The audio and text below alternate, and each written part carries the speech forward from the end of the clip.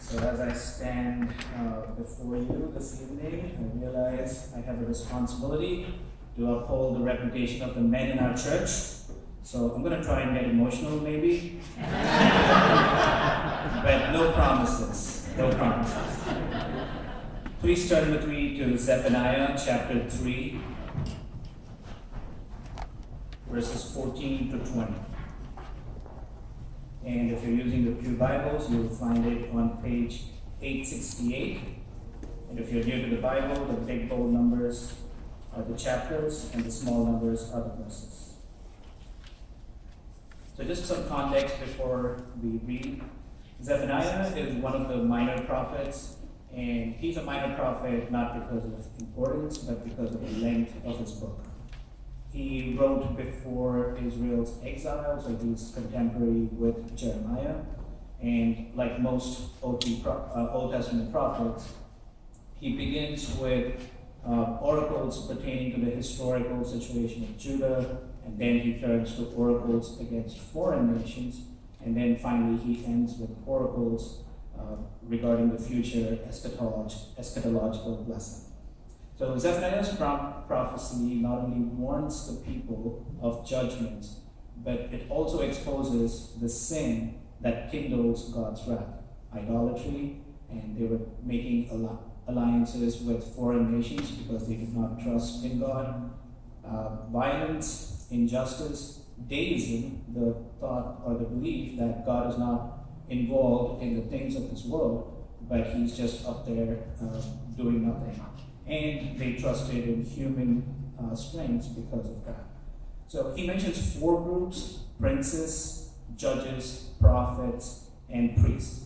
All four of them have betrayed their role, and they are now destroying the city. However, as most Old Testament prophets wrote, the final word is God's restoration and not judgment.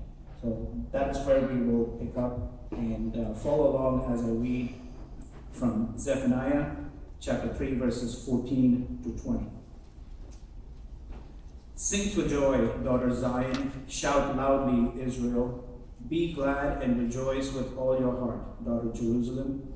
The Lord has removed your punishment.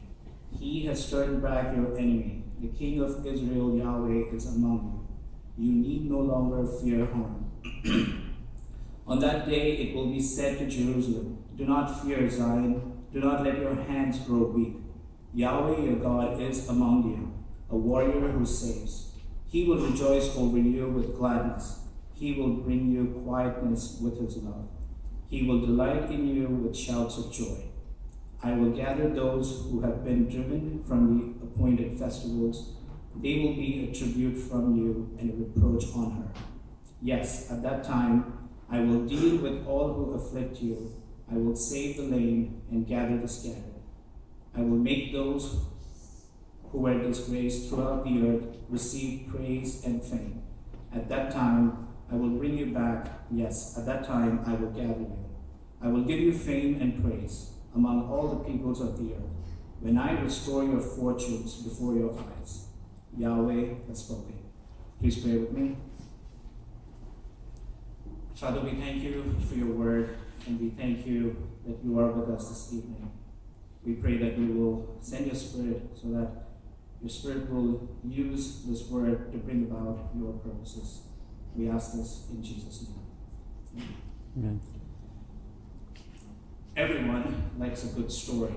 When I was a kid growing up in India, I was fond of Indian movies, and in fact, I was actually addicted to them. The most common storyline in Indian movies is the love triangle. You have two guys, they fall in love with the same girl, but then the girl only likes one of them. So as the movie progressed, invariably the movie would end by killing off the third wheel. You know, that was the ending, and I was happy for the couple, but I was not satisfied with the ending because they killed off this third guy. But then as I grew up, those endings, they changed. You know, instead of killing off the third guy, they would bring in this second girl at the very end of the movie, and they would let us know that everything is going to be okay with this third guy. That was a better ending, and it was a happier ending. But then when I turned to Hollywood, I found the same thing. Cinderella always got together with the prince. Rocky always won his fight. And Ethan Hunt, Tom Cruise, always defused the bomb in the end. And the Avengers always saved the universe in the end by killing Thanos. So, as fallen human beings, we always desire for things to end well and be restored. And this is the concern that God is talking to us through Zephaniah. So if you are following along, the big picture here is only God can restore us completely. So look to Him and rejoice. Again, only God can restore us completely. Look to Him and rejoice. And we will see from the text that God reveals two ways in which He will restore His people. The first, God restores us by removing hindrances from His people. God restores us by removing all hindrances from His people. And secondly, God restores us by establishing justice for His people. So the first point, God restores by removing every hindrance from His people. What are these hindrances that God is going to remove? From the text, we will see in verse 15, the first one is punishment. The literal translation of the Hebrew word here, mishpat, is judgments.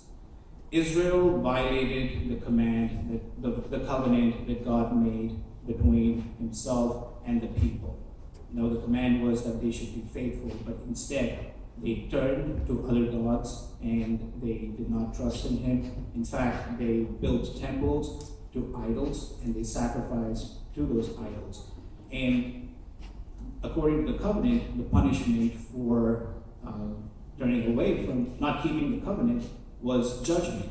And one of the things was they would lose the benefits that God has given.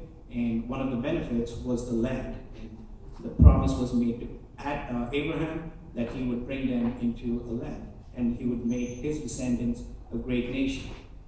So God, in exiling His people, was only being just by fulfilling His covenantal role. And we see the same thing in the Garden of Eden when Adam and Eve sinned. God put them out of the garden. And because of that, all of humanity was put out of relationship from God. The second hindrance we see is enemies, and you will see this in verse 15 also. He has turned back your enemies. Who are our enemies? If you look at the story of Israel, Israel was surrounded by enemies on all sides. David, who was Israel's king, was waging wars even to his dying days. Although there was some period of peace when Solomon was king, but Solomon led the people astray also by worshiping idols. So there was no peace, and God actually brought Israel's enemies against her. And the result of that was the exile. Now, in exile, Israel was overtaken and they were in bondage to other nations. Jesus says that anyone who sins is a slave of sin and is in bondage to sin.